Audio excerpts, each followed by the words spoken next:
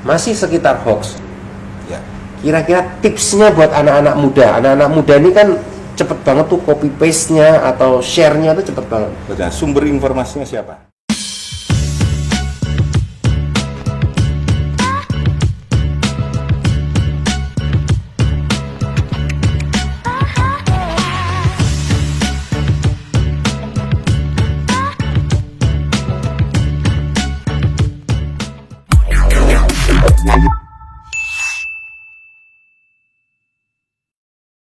Halo, saat ini saya bakal ngobrol seru dengan tamu saya yang dulu biasanya beliau ini selalu mewawancarai saya.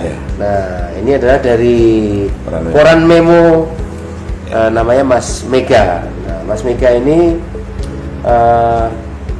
sebagai jurnalis ya yang saya kenal dulu, dan sekarang dia bergerak tetap di jurnalis juga di Koran Memo, dan saya dengar juga ada beberapa juga ini juga ya Mas ya, dengan online dan beritanya juga ada yang di TV juga ya. Nah, apa kabar Mas? Alhamdulillah baik. Alhamdulillah. Mas Mega, saya mau minta saran kepada Mas Mega ya, terkait saat ini kan rata-rata banyak yang laporan ke saya di WhatsApp grup itu banyak banget berita-berita yang apa ya, bisa dikatakan itu 75% hoax, kadang-kadang seperti itu. Kadang-kadang beritanya ini nggak benar gitu. Dan saya juga termasuk orang yang banyak baca berita, kok beritanya kayak gini ya. Oh, ini benar apa enggak ya? Nah, tipsnya Mas Mega untuk teman-teman itu kita mesti gimana ya untuk nangkal berita hoax ini. Nah, kan Mas Mega kan dari sudut pandang media kan paham betul tuh. Gimana Mas itu Mas? Iya, hoax itu kan memang diciptakan untuk sebuah kepentingan. Bukan sebuah apa Mas? Sebuah kepentingan. Kepentingan. Hoax itu biasanya sangat menjamur saat situasi tahun-tahun politik atau mungkin adanya pertarungan kepentingan, di situ biasanya itu hoax sangat menjamur. Tapi karena kebiasaan itu sering kali orang karena iseng melakukan hoax. Tapi sebenarnya cara menangkalnya sederhana. Walaupun tingkat pendidikan masyarakat sekarang untuk bersosmed itu sudah tinggi, tapi minimal ada satu hal yang perlu dibiasakan oleh masyarakat pengguna sosial media untuk kebiasaan menahan diri, karena sebenarnya ini hoax ini bisa menyebar, dan kebanyakan orang tanpa sadar menyebar, karena rata-rata karakter para pemain sosmed itu merasa bangga kalau menjadi sumber informasi awal. Dia paling cepat melompat informasi kemudian menyebarkannya. Pertama kali menyebarkan, biasanya gitu. Ada rasa bangga. Nah, ini kadang tanpa sebuah kehati-hatian. Makanya ada harus kebiasaan yang mungkin belum terbiasa. Seandainya menerima informasi, tahan dulu, jangan langsung di-share. Jadi rasa bangga itu kadang menjadi celaka kalau seandainya yang di-share itu ternyata sesuatu yang hoax. Itu salah satu cara yang paling aman. Sehingga kalau memang itu meragukan, apalagi lihat sumbernya sangat meragukan, nggak ada salahnya kita lakukan konfirmasi dulu ke beberapa pihak. Sama yang mungkin orang-orang kompeten yang mereka kenal, tanya dulu ya, rujukan kepada siapa yang mungkin bisa menjadi dia yakini bahwa ini benar, baru di-share. Saya dengar memang gitu Mas. Jadi banyak sekali saya baca-baca tuh ternyata banyak berita-berita khususnya terkait masalah corona ini juga ternyata itu nggak betul gitu ya. Itu nggak betul, beritanya nggak betul. Yang benar tuh seperti ini. Nah, kadang-kadang seperti itu.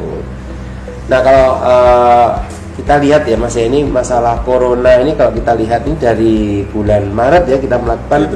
Kalau di Kota Kediri ini pertengahan Maret kita bentuk tim gugus tugas sampai sekarang ini kita pun berjalan terus. Nah, ini apa namanya, kalau di gugus tugas ini masalah kehumasannya, artinya kehumasan itu biasanya humas memberikan berita kepada masyarakat, komunikasinya itu kalau dari sudut pandang apa Mas Mega sebagai jurnalis itu kurangnya di mana gitu? Sebetulnya kalau kita ngomong kurang lebih itu kan sangat relatif, tapi menurut saya kalau kita mulai kan harus ada perbandingan. Dibanding dengan beberapa gugus tugas di daerah lain, sebenarnya Kota Kediri paling komunikatif dalam hal ini, sehingga masyarakat mengikuti perkembangan pertumbuhan dan juga kerawanan COVID ini sangat cepat sebenarnya. Malah kadang justru katanya kecepatan Mas di Kota Kediri katanya gitu. Jadi ini sebenarnya kalau nilai udah plus sebenarnya kalau kita ngomong plus, bukan karena saya diundang di sini sehingga enggak, tapi memang nilai itu kan harus ada perbandingan. Betul. Dibanding dengan beberapa yang lain sangat terlalu cepat sehingga kadang ada dampak positif dan negatifnya memang. Kalau dengan yang kemampuan yang dengan intelektual bagus, dia lebih cepat melakukan antisipasi, sehingga mungkin daerahnya dekat kan gitu, sehingga malahan masyarakat lebih aktif menduplikasi informasi yang diberikan oleh gugus tugas itu. Iya. Dan ini sebenarnya langkah awal yang sangat bagus. Bagus sih berarti Mas ya. Kalau bagus sih saya ya alhamdulillah. Karena memang di Kota Kediri mengapa harus cepat? Karena ini adalah COVID, jadi bahaya Mas. Kita punya pandangan seperti itu. Iya. Dan yang kedua, kita juga sadar diri bahwa di Kota Kediri ini penduduknya rapat Mas tinggalnya. Betul. Kerapatannya itu lebih rapat dibanding daerah lain. Makanya kita harus cepat memberikan informasi sehingga kalau ada ini di sini nih yang ada swabnya positif, maka masyarakat situ tentu harus lebih berhati-hati. Nah kira-kira sebenarnya kalau pandangan kita seperti itu, tapi alhamdulillah. Lalu berikutnya Mas, masih sekitar hoax. Ya. Kira-kira tipsnya buat anak-anak muda. Anak-anak muda ini kan cepet banget tuh copy paste-nya atau share-nya tuh cepet banget. Betul. Mestinya gimana? Apakah mesti di-compare di Google kah atau di mana kah? Itu yang paling sederhana bisa dilakukan itu. Tapi ada lagi cara yang paling sederhana. Sumber informasinya siapa? Kalau itu merupakan bentuknya sebuah produk jurnalistik atau pers, yang mengeluarkan siapa? Karena sumber berita itu kan bisa beberapa klasifikasi. Ada sumber yang nggak jelas, itu kan banyak. Kalau rujukannya adalah media-media mainstream, semua kan terdaftar di Dewan Pers. Paling aman melihat berita dari sebuah situs, itu dilihat kalau itu informasi berita, lihat situsnya di Dewan Pers. Ada nggak terdaftar? Di Dewan Pers. Dewan Pers. Caranya gimana? Kita tinggal membuka webnya Dewan Pers, dan di situ ada perusahaan media.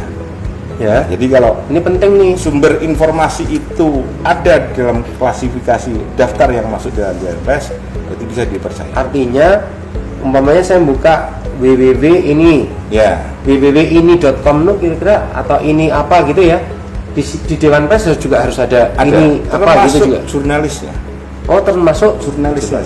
Nama jurnalis. Ini saya malah baru tahu. Saya biasanya sih searching di Google itu Mas. Betul. Jadi kalau nama misalnya melakukan informasi ini apa, mereka jurnalis atau wartawan atau itu ketik Dewan Pers, nama awak media ada di situ. Klik ya sertifikasi klasifikasi apa kelihatan di situ.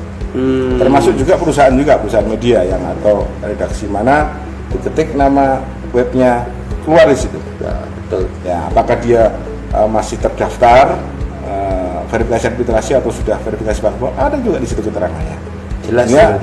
Kalau sudah minimal, ini kan masih minimal, namanya juga ada kesalahan itu pasti kan. Ya. Minimal sumber itu sudah bisa dipercaya. Ada legalitas, ada standar oleh Dewan Pers. Jadi teman-teman, ini masukan yang sangat bagus. Kalau ada berita-berita yang kira-kira janggal atau apa gitu ya, khususnya terkait masalah corona dan yang lain-lain, itu silahkan cek di Dewan Pers untuk sumbernya, sumber informasinya. Bener nggak ini ada gitu? Kalau nggak ada, lebih baik menahan diri untuk jangan nge-share, karena nge-share juga serem juga ya. Iya, kalau informasinya dari personal itu lebih ribet lagi. Betul.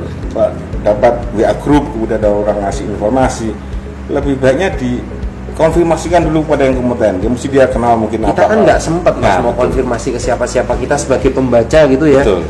Ya baca, loh ini bener nih ada kayak gini kan, biasanya gitu aja. Tapi memang perlu dibudayakan itu. Perlu dibudayakan ya. Jadi kalau dapat informasi, tanyakan mungkin dia kenal ke Pak Lurahnya atau Pak RT-nya, dia dianggap lebih paham. Pak ini bener nggak? Jadi karena kegambaran seperti itu, tujuannya dia bagus memberikan informasi. Tapi kalau sampai informasi diberikan salah, dia kan kena UIT kan bahaya juga kan. Tapi bisa celaka juga. Iya. Tapi Mas Mega ngerasa nggak di COVID ini banyak berita yang sebenarnya beritanya nggak seperti itu. Iya benar, betul ya. Walaupun mungkin tujuan mereka bagus agar mereka takut, ada shock terapi dan mereka menjaga diri. Iya. Tapi kadang berlebihan, bumbunya kebanyakan, jadi kok bumbunya kebanyakan. Oke, yang terakhir nih Mas Mega, Ya. sebagai media, Ya.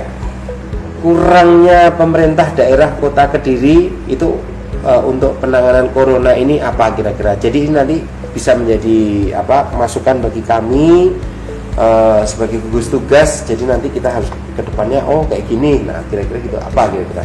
Apa terlalu serem gitu ya? Nah, karena saya kan juga kadang-kadang kan ada orang yang waduh kalau Pak Abu keluar ini deg-degan nih, ada yang kena nih mana lagi kan gitu nih. Deket rumah Tapi enggak, sebaliknya ya. juga gitu, ada Ya. yang suka karena mereka Ya. bisa tahu daerah sini yang kena. Ya.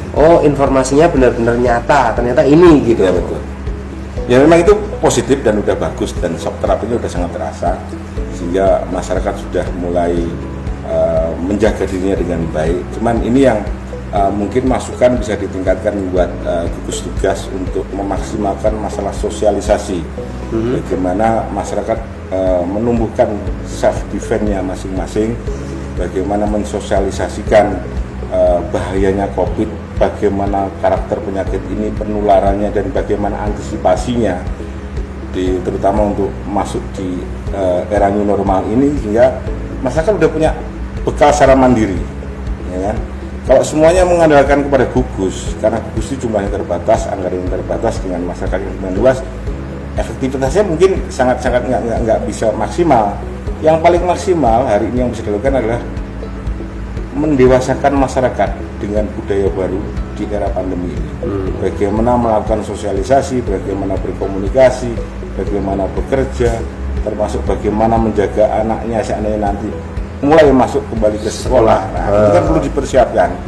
Mungkin itu yang kita bisa masukkan, sehingga struktur gugus tugas yang di kota yang sampai ke RT ini yang luar biasa. Di daerah lain tidak seperti ini, tapi itu bisa dimaksimalkan. Apalagi ada anggaran buat para ketua RT. Nah, itu bisa dimasukkan untuk memberikan sosialisasi ini lebih masif, supaya masyarakat sadar bahwa corona itu seperti ini, penularannya seperti itu. Jadi kita harus bagaimana secara masing-masing self defense, maksudnya kayak gitu. betul. Ya. Jadi ada kemandirian secara individu. Jadi person to person, orang per orangnya tuh paham betul bahwa corona tuh kayak gini, jadi kita mesti ini, anak kita harus kayak gini. Betul. Kemana-mana harus pakai masker, pakai face shield. Nah, contohnya seperti ini gitu Jaga ya. jarak, Jaga jarak ya. hindari kerumunan risiko. Sehingga kalau mereka melanggar kan sudah pilihan, sudah lepas dari upaya yang dimaksimal dilakukan tadi. Oke. Mas Mega, saya mengucapkan banyak terima kasih atas kedatangannya di sini. Ada beberapa hal yang bisa kita petik tadi dari obrolan. Yang pertama adalah kita mesti cross check juga terkait dengan pemberitaan itu. Kalau memang beritanya memang benar-benar oke, baru kita itu bukan hoax, itu kita bisa share, atau yang lain, atau nggak share pun juga nggak apa-apa. Lalu berikutnya masukan untuk pemerintah Kota Kediri juga sangat bagus. Mudah-mudahan nanti kita bisa lakukan yang terbaik, juga memberikan edukasi kepada masyarakat. Pak RT nanti juga ikut mengedukasi. Oke, saya mengucapkan terima kasih kepada Mas Mega dan teman-teman yang udah nonton video ini. Sekian dulu ngobrol seru kita kali ini, dan mudah-mudahan kita ketemu di ngobrol seru selanjutnya. Terima kasih.